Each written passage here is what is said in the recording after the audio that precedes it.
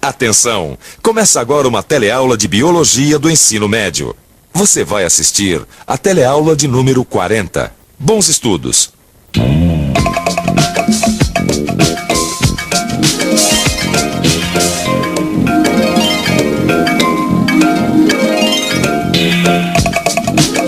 Edivaldo é pescador. Depois de um dia inteiro no mar, a rede vem cheia de siris, camarões, mariscos e peixes. E aí, Edivaldo já garantiu o jantar de hoje. Garantiu o jantar de hoje e o almoço de amanhã. E ainda vai passar ali pelos coqueiros e levar uns cocos para a criançada. Quando Edivaldo apanha cocos e pesca para alimentar a família, está obtendo seu alimento diretamente da natureza. Ele é um coletor. Você já pensou se todos nós vivêssemos como o Edivaldo? Haveria alimento para todos? A população cresceria a ponto de formar as grandes cidades modernas? Esse é o tema da teleaula de Biologia de hoje. Vamos fazer uma viagem no tempo e acompanhar o progresso da humanidade na obtenção, produção, distribuição e conservação de alimentos. Ver os avanços da medicina na cura e prevenção de doenças e constatar que esses dois fatores têm muito a ver com o crescimento da população humana da Terra. Para saber tudo isso, acompanhe nossa teleaula que está começando agora.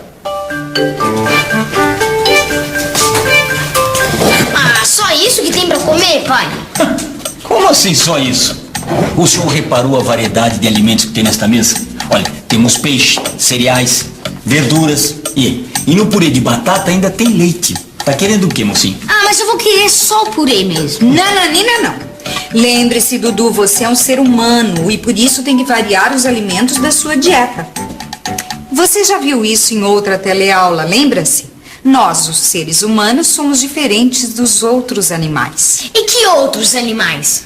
Ah, o bugio, por exemplo. Ou a gaivota. E o que a gaivota e o bugio comem?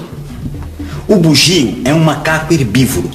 Ele se alimenta apenas de plantas que encontra na floresta. E a gaivota é uma ave carnívora. Ela se alimenta apenas da carne de outros animais. Para obter essa carne, a gaivota pesca. Ah, mas a gente também não faz isso, pai. Lembra lá na praia, quando o Renato, ele subiu no coqueiro para pegar coco? E quando o senhor pescou aquele peixão imenso pra gente, você lembra? Sim, só que a gente tem outras maneiras de conseguir comida, né, Dudu? Sua mãe pescou esse peixe por acaso?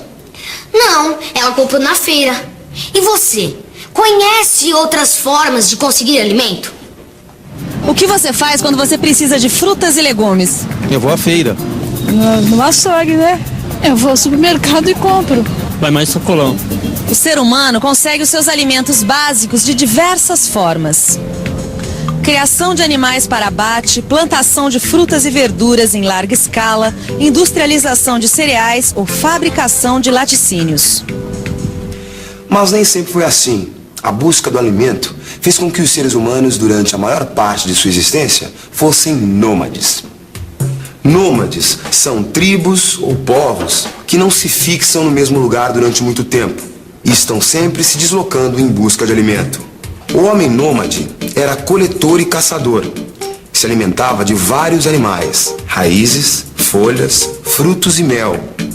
Quando os alimentos ficavam escassos, se mudava para outro lugar. Viu que vida dura, Dudu? O homem coletor e caçador nunca sabia se teria alimento suficiente e também se teria abrigo para se proteger do frio, da chuva e dos predadores. E gastavam muito tempo e energia com isso, como o bugio e a gaivota fazem até hoje. E quando o homem caçador e coletor não encontrava alimento e abrigo? Aí vinha um período de fome e muita gente morria.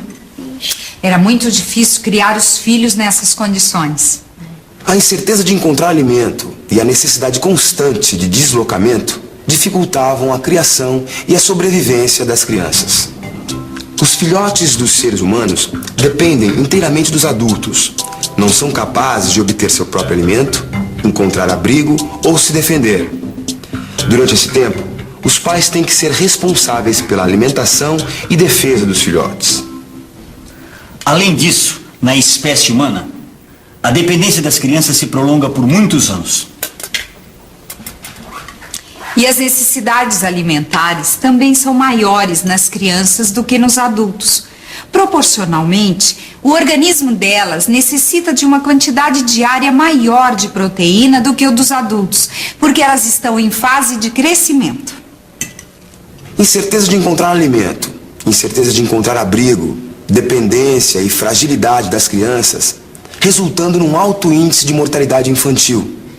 Juntando tudo isso, dá para concluir que durante o período da história em que o homem era caçador e coletor, a população humana era muito pequena.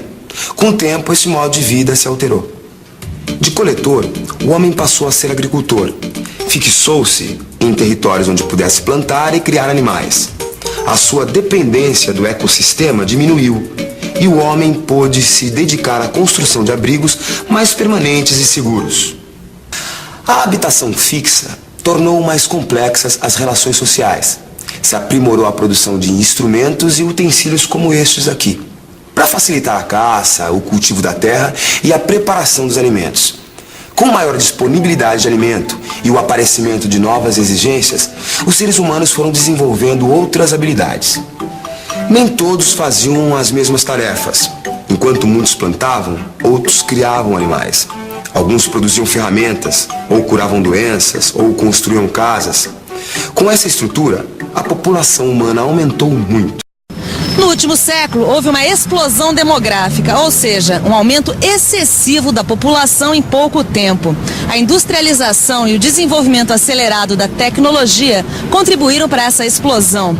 Com esses recursos, o homem pôde transformar o ambiente e aumentar a produção de alimentos. Agora, como é que a industrialização e a tecnologia modificaram a agricultura, aumentando a produção?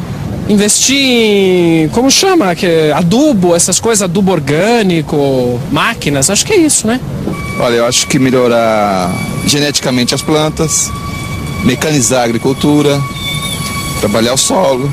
Aumentar o número de máquinas, né? Entendeu? Máquinas, técnicas de irrigação e fertilização do solo, desenvolvimento de pesticidas e melhoramento genético de plantas.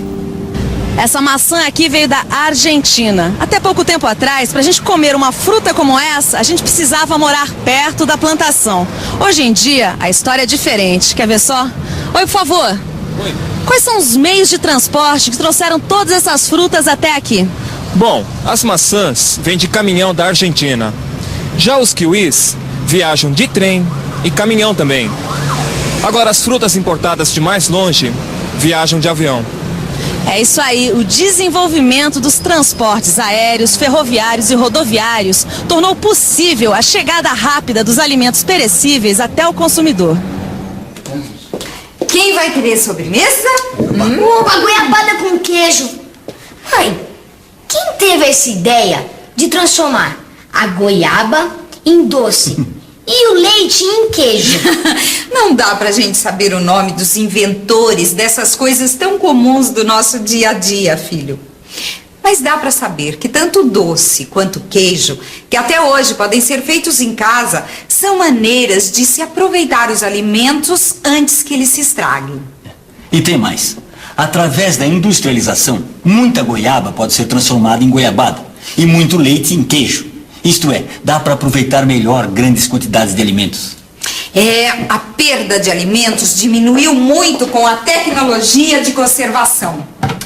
Os enlatados são um exemplo. E, é claro, a refrigeração. Os processos de conservação são muitos.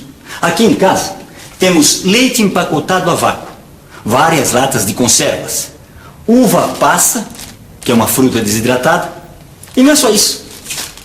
A indústria e a tecnologia não contribuíram para o aumento da população humana só na produção e conservação de alimentos.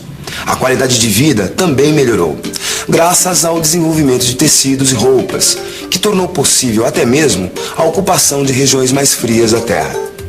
Além disso, o avanço nas técnicas de construção civil permitiu um melhor aproveitamento do espaço nas grandes cidades, como a construção de edifícios.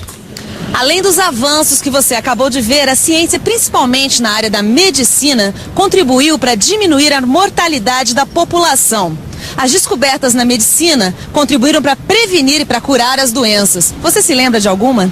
A SEIB, a vacina de sarampo, a coqueluche. Paralisia infantil. Com vacinas para prevenir, antibióticos para curar infecções e técnicas de cirurgia para remover ou corrigir órgãos doentes, a mortalidade infantil diminuiu e aumentou o tempo de vida dos adultos. Lendo o jornal, a gente sempre encontra novas conquistas da indústria, da ciência e da medicina. Pode-se diminuir a mortalidade, pode-se controlar a natalidade, pode-se viver melhor. Mas também lendo o jornal nós podemos ver que essas mudanças não atingem toda a população humana. Existem diferenças de qualidade de vida entre países ricos e pobres e dentro desses países entre regiões com mais ou menos recursos. Parte da população ainda sofre de doenças que já têm cura e prevenção. Sem recursos suficientes, come mal, mora mal e se veste mal. Por que a população do mundo inteiro não pode aproveitar os avanços da industrialização da ciência e da medicina? Não, o problema é o custo, entendeu? Que é muito alto. E se existem várias dificuldades com a questão de sobrevivência pela parte econômica, como que vai ter acesso a esses remédios? Se você não tiver condições financeiras de pagar uma assistência médica, de cuidar da sua saúde, realmente a gente não pode contar com o governo. Esta realidade é consequência da má distribuição de recursos. As camadas mais pobres da população não podem desfrutar dos dois fatores mais importantes do aumento da população humana: os avanços da medicina na cura e prevenção de doenças e o aumento da produção, distribuição e conservação dos alimentos. A essa altura você deve estar pensando, mas o que todas essas alterações no modo de vida têm a ver com o Edivaldo, aquele pescador que apareceu no começo da teleaula? Afinal, o Edivaldo ainda continua pescando seus peixes e catando coco, como fazia o homem coletor e caçador. Mas nem mesmo o Edivaldo escapou às mudanças. Veja, a rede do Edivaldo é de nylon, e o nylon que substituiu o fio de algodão nas redes de pesca depende da tecnologia e da indústria para ser produzido, assim como a rede que não é tecida à mão. Além disso, Edivaldo pesca para atender às necessidades da família e de algumas pessoas que moram na mesma cidade, e compra outros alimentos de que precisa. Quem mora longe do mar depende da tecnologia, que permite a refrigeração e o transporte para poder saborear um belo peixe.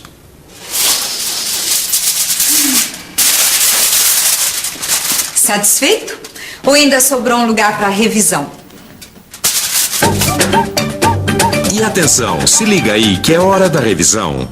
Na teleaula de hoje, você viu que o ser humano utiliza várias formas para obter ou produzir seu alimento.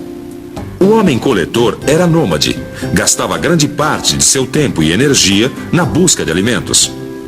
Esse modo de vida não permitia que a população humana crescesse muito. O cultivo de plantas e a criação de animais fixaram o homem à terra e favoreceram o aumento da população. A industrialização e a tecnologia permitiram uma melhora na qualidade de vida do homem e a população teve um grande crescimento. A má distribuição de recursos impede que a melhoria da qualidade de vida atinja toda a população humana. Agora é com você. Faça os exercícios do seu livro. Lá você vai encontrar mais informações sobre as mudanças na vida do homem e o aumento da população. Até a próxima teleaula e tchau.